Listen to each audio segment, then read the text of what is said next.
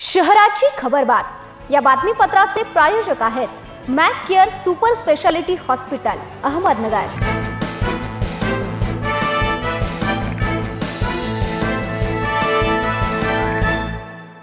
नमस्कार, मी साक्षी न्यूज 24 सह्याद्रीमध्ये तुमचं स्वागत। पाहूया अहिल्यानगर शहरातील महत्त्वपूर्ण बातम्यांचा आढावा शहराची खबरबातमध्ये।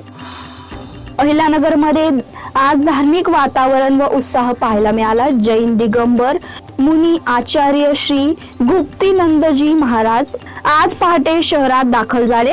त्यांच्या आगमनानंतर जैन समाज बांधवांनी मोठ्या श्रद्धा भावनेने आणि उत्साहात त्यांचं स्वागत केलं। यानंतर धार्मिक परीक्षा बोर्डामध्ये उपस्थित जैन बांधवांना आचार्य श्रींनी उपदेश दिला आणि आध्यात्मिक मार्गदर्शन केलं।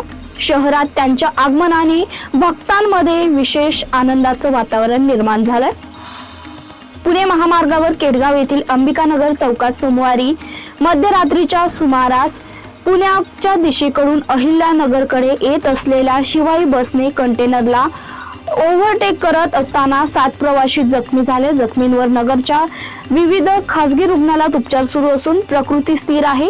रविवारी मध्यरात्रीच्या सुमारास पुणे छत्रपती संभाजीनगर शिवाई बस केडगाव मध्ये अंबिकानगर बस स्थानकाजवळ येत असताना पुढे कंटेनर चाललेला होता। वेगात आलेल्या शिवाई बसने कंटेनरला ओव्हरटेक करण्याच्या नादात मागच्या बाजूने धडक दिली। मोठ्या आवाज आल्याने स्थानिकांनी मदतीसाठी धाव घेतली। जखमींना तातडीने खासगी रुग्णालयात पाठवण्यात आले।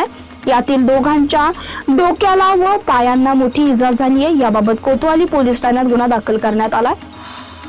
पहाटे 5:30 वाजेच्या सुमारास शहरातील केडगाव बायपास ओव्हरब्रिज खाली एसटी बस चालकाला रस्त्यात वाहन आडवे लावून मारहाण करण्यात आली। भटू नीलकंठ पाटील असे मारहाण झालेल्या चालकाचं नाव आहे।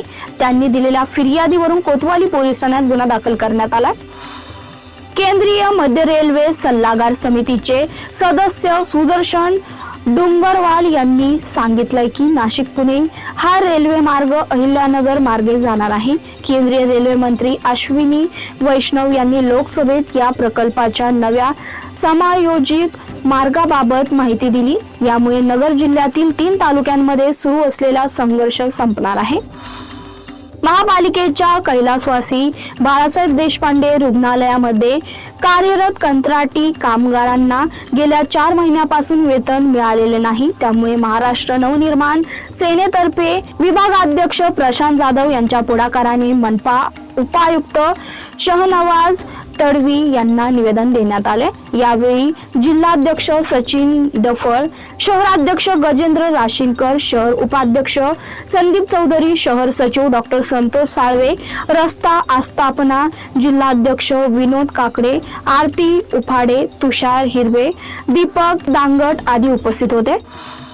शहराची खबरबात मध्ये ते सांगतो दिनबात्रा न्यूज 24 सह्याद्री। या बातमीपत्राचे प्रायोजक होते Mac care super speciality hospital Ahmednagar.